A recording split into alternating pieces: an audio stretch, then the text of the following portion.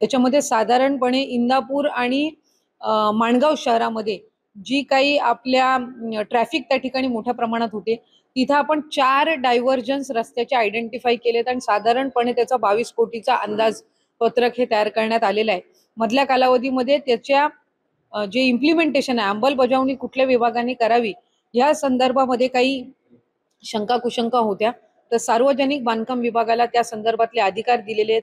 आपल्या इंदापूरच्या बायपासचं काम आहे, याची सुद्धा त्यांनी सुरुवात केलेली आहे. तर त्यालाही गती देण्याचं काम होईल. त्याला साधारण 1.5 ते 2 वर्ष लागतील. पण तत्पूर्वी जे काही आपण 4 पर्यायी मार्ग काढलेले आहेत, त्याचं कामाचं जे टेंडर आहेत ते या महिन्याच्या अखेरीसपर्यंत त्या ठिकाणी ती प्रक्रिया पूर्ण करून ते लवकरात लवकर कसे करता येतील, म्हणजे आपली ट्रॅफिक जी इंदापूर आणि माणगावला आपल्याला त्या ठिकाणी सातत्याने सगळ्यांनाच आपल्याला त्याच्यातून जावं लागत असतो आणि नाहकचा त्रास हा सोसावा लागत असतो. तर पुढच्या 1.5-2 वर्षाच्या कालावधीपर्यंत बायपासचं काम होईपर्यंत हे पर्यायी मार्ग आपल्याला उपलब्ध होतील.